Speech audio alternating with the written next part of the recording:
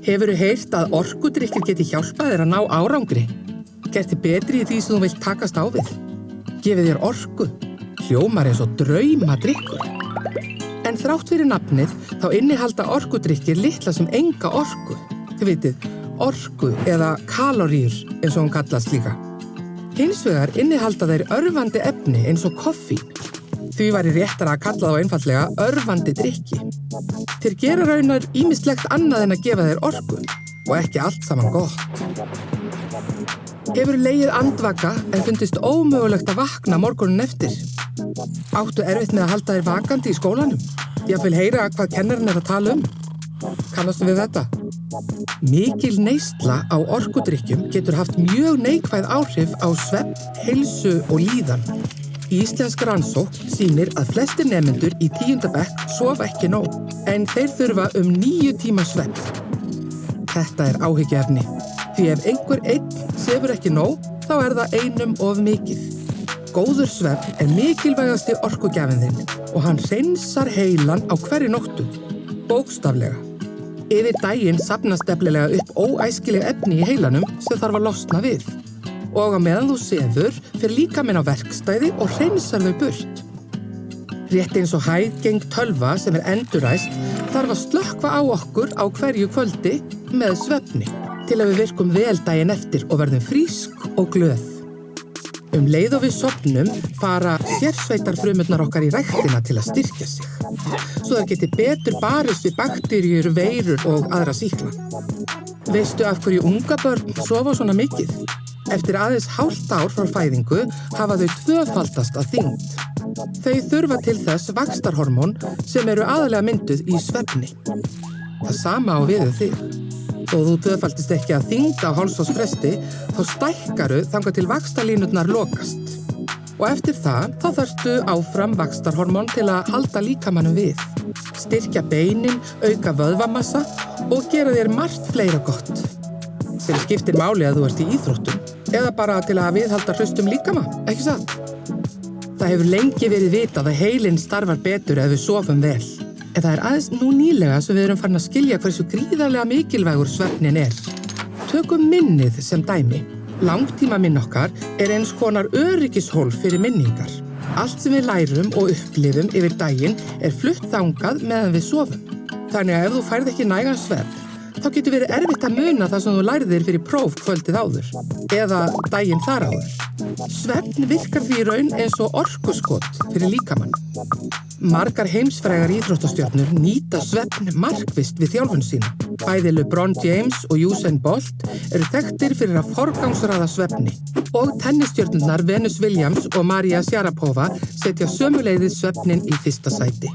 Þau vita að því oftar og meira sem þú notar vöðvana, því lengri tíma tekur fyrir líkamann að gera við og byggja þá upp. Og það gerist á meðan þú sefur. Það sama gildir alls konar afburðafólk í listum og vísindum sem nýtir svefn til að auka færni og ná meiri árangri á sínu sviði.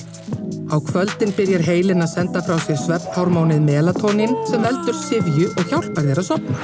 Ef þú hins vegar ert nálægt björtu ljósi, jafnvel frá tölvu eða síma, þá fær heilinn boðum að enn sé dagur og sendir ekkert melatonín og þú finnur síður fyrir syfju. Það sama á við bjartar sumarnætur. Hefur tekið eftir því hvort þú hafi meiri orku á sumrin eða veturna? Annað mikilvægt hormón sem veldur syfju er adenosín. Það safnast upp eftir því hve lengi þú ert búin að vera vakandi, svolítið eins og stundaglas. Til að adenosín valdi syfju, þá þarf það að leggjast á sinn stað í heilanum. Það þarf að koma sér fyrir svo þú getur sofnað. Þegar þú færðir sopa af drykk sem inniheldur koffín, þá bókstaflega sparkar það adenosínunu úr rúminu. Adenosín nær þá ekki að hjálpa þér að sofna. Því 6 til 8 tímum eftir að þú tekur sopa af orkudrykk er helmingur koffínsins enn í líkamannum. Og ef þú nærð að sofna, þá truflar koffínið svefninn án þess að þú verður endilega var við það. Koffín getur stillt djúpsvefninn sem er svefnstigið sem framleiðir vaxtarhormón. Það getur látið þig sofa laust og vakna oft upp á nóttunni. Þú sefur verr og nærð ekki fullir í hvíld. Orkudrykkir geta þannig komið í veg fyrir að þú hvílist nóg. Þó að þér finnist þú hafa meiri orku með orkudrykkjum, þá þarftu alveg jafn mikinn svefn og áður. Orkudrykkir geta líka haft áhrif á hvernig þú borðar. Ef þú færð ekki nægan svefn, þá öskra hormón sem stýra svengd á sykur og aðra óhollustu. Leið þagna hormónin sem segja okkur að við séum södd. Því líklegt að þú borðir þó þið vanti ekki orku. Unglingar eru viðkvæmari fyrir koffíni heldur en fullorðnir. Þeim því hættara við að innbyrða meira magn af koffíni en líkaminn ræður við. Sumir hafa endað á spítala með eitrunareinkenni. Mundu að lítill svefn og orkudrykkir geta orðið vítahringur. Of lítill svefn eykur hættu á vanlíðan, þunglyndi og kvíða. Orkudrykkir hafa áhrif á hjartað með því að senda gusu af adrenalíni út í blóðið. Aðeins 250 millilítra dós getur innihaldið 80 milligrömm af koffíni sem álíka mikið og í stórum kaffibolla. Slíkt magn veldur hæglega hjartsláttartruflunum, örari hjartslætti og hærri blóðþrýstingi. En rannsóknir sýna einmitt að helmingur ungs fólks upplifir svefnleysi, aukinn hjartslátt og óróleika við það að fá sér orkudrykk. Íslensk rannsókn sýnir að 14 og 15 ára unglingar sem drekka koffíndrykki voru þreyttari og reiðari. Þreytu fylgir eirðarleysi og pirringur. Kvíði getur líka aukist ef þú drekkur orkudrykki, sérstaklega ef þú hefur áður fundið fyrir kvíða. 70% nemenda í framhaldsskóla sofa of lítið. Af þeim drekka flestir eða 80% að lágmarki 4 orkudrykki á dag. Núna veist þú hvaða áhrif orkudrykkir hafa á svefninn. Orkudrykkir eru venjulega sætir, ferskir og kaldir, en ekki heitir og bitrir eins og kaffi.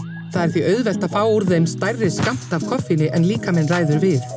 Koffín leynist einnig í mörgum gosdrykkjum, tei og súkkulaði. Við vitum að koffínið ekkert að flýta sér úr líkamannum, en þegar það fer loksins fá margir fráhvarfseinkenni. Slæman hausverk, svima, þokukennda hugsun og þreytu sem getur enst í allt að viku. Vegna ólíkra erfða á helmingur fólks erfiðara með að brjóta niður koffín. Því enn hættara við slæmum svefni, kvíða, höfuðverkjum og örari hjartslætti. Þú í þessum hópi? Það algjör óþarfi að verða þræll koffínsins strax á unglingsárum. Mundu ávallt að þú ræður yfir þínum líkama. Þú stýrir því hvað þú lætur ofan í þig. Hugsaðu vel þig, passaðu upp á svefni. Þá nærðu betri árangur í því sem þú hefur áhuga á. Ef þið vantar orku yfir daginn, eru til ótal betri leiðir til að hlaða líkamann en að fá sér orkudrykk. Mikilvægast að forgangsraða svefninum, rétt eins og íþróttamennirnir. Þú þarft að öllum líkindum 9 tíma svefn. Sumir þurfa meira, aðrir komast upp með aðeins minna. Að sofna alltaf á sama tíma skiptir máli ef þú vilt að svefnin sé góður. Það hjálpar að hafa náttljós með rauðleitri birtu og lesa bók. Passa bara að hafa hann ekki of spennandi. Svæfandi skólabók væri fullkomin. Settu svefnin í forgang og sjáðu hvernig það líður. Þú þarft örugglega minna á koffíninu að halda. Já, og hafðu snjalltækin í hleðslu annars staðar en í svefnherberginu. Hreyfing algjört töfralyf fyrir líkamann. Hún gefur betri svefn, aukna orku og einbeitingu. Mataræði skiptir líka máli. Matur sem inniheldur mikinn sykur gefur orku í stuttan tíma. Svo verður blóðsykurfall og þreytan hellist yfir. Leið og brisi sendir út insúlínherinn til að fjarlægja sykurinn. Borðaðu mat beint úr náttúrunni. Fisk, kjúkling, baunir, egg, gróft brauð, ávexti og grænmeti. Þá færðu meiri orku yfir daginn og blóðsykurinn helst jafnari. Hafðu í huga að margir drykkir innihalda koffín. Það borgar sig að lesa innihaldslýsingarnar. Ef þú nærð ekki að sofa vel með þessum ráðum, skaltu tala við heimilislækninn þinn. Það ekkert hættulegt að fá sér smá koffín af og til, en ef þú færðir daglega eða mikið magn í einu, þá hefur það slæm áhrif. Ef þú nærð ekki góðri hvíld og sefur minna en 8 tíma, þá líklegra að þú finnir fyrir athyglisbresti, einbeitingarleysi, skertum viðbragðstíma, minnisleysi, skapgerðartruflunum, reiði, kvíða, pirringi. Nú veistu hvernig orkudrykkir geta haft áhrif á líf þitt. Þannig að næst þegar einn slíkur býðst, hafðu í huga það sem þú veist núna. Kannski væri ráð að afþakkan, því heilsa þín margfalt dýrmætari en vondur draumur í dós.